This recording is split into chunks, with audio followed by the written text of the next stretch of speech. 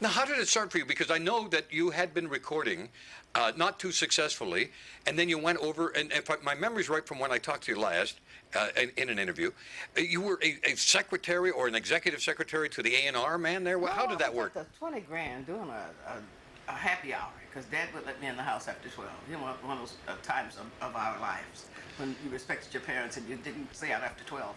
And I was at the 20 grand, and William Stevenson, better known as Mickey, you know the song that made it, Mickey's Monkey, that Mickey. He came and approached me, A&R director of Motown Records, gave me a card, said, come to Hitsville, you've got talent. I showed up the next day at Secretary Time.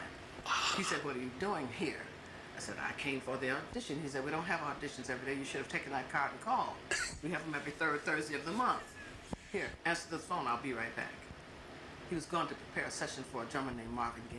Oh, yeah. One of the greats. Yeah, 1962. So that was the break-in? That's how I got there. Amazing. After I got there, I answered the phone for about 3 weeks, and finally I got a salary.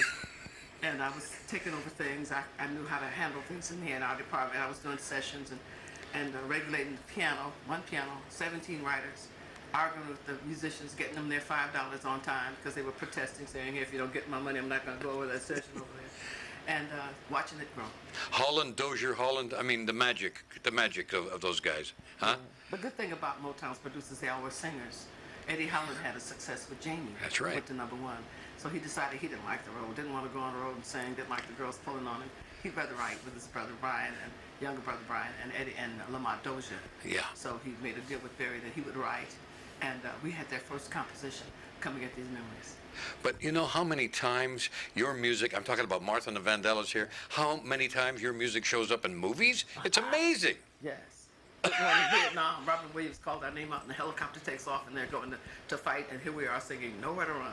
Yeah, nowhere to run, nowhere to hide, Yeah. all of that. And of course, I remember the most impact of all of your music, to me personally, was Dancing in the Street, because I knew what it was all about. Yeah. And maybe tell the viewers what Dancing in the Street was really all about, Martha. Marvin Gaye was a wonderful man, and I miss him so much. I miss a lot of our artists that were pioneers at Motown, like David Ruffin, Eddie Kendrick, Melvin Franklin.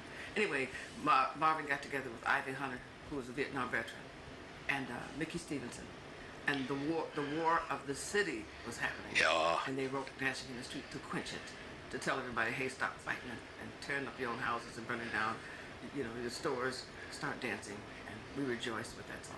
Because it became the anthem of recovery, if you wish. Yes, And that must mean something to you in reflection now, because you are a counselor in Detroit. How did that come about? well, my big mouth, I said, I had property. I'm a homeowner and a landlady. You know, the one that everybody hates after you give them a place to live. Kill the landlord. Anyway, I had some homes that I was trying to refurbish, because my whole cause is to help single-parented homes. I'm a single parent. I made it with the help of my parents, and a lot of being away from my child and trying to make a living for just the two of us. And so I bought these homes, and one of my houses was torn down after being vacant for 20 years. It took 2 years to clear it of debris. I was getting ready to put the motor and the bricks back, and the neighborhood had a movement and pushed it down. They sent the notice to the vacant home.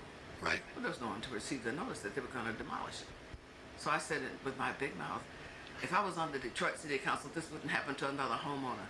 And as things would happen, I started praying and I started cleaning up my act. And the next thing you know, I'm going to Lansing and I'm registering and I'm going into the primaries and I win that. So I said, hey, I'll be a council person, and I won the election. Good for you. And you know what? I would have voted for you in a flash.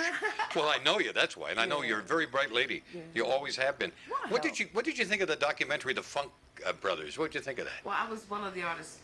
I know. I saw it. Yeah. The guys were long overdue their credit, because you can listen to the Motown sound and realize that those are the same musicians recording for the Supremes, but our music never sounded like theirs. Same musicians that recorded for Marvin Gaye, but his music never sounded like Stevie Wonder's. No. Same musicians that played for the Contours, but their music never sounded like the Temptations or the Spinners, and the Four Tops, Yes. or Gladys Knight and the Pips, or Valerie and Nick Nashford. They were genius. They were all learned, and I think my prize and my biggest idol was James Jamerson, the bass player, because he invented all those bass lines. Amazing. They were not written. He No? created them all in the studio. He was a wonder to watch.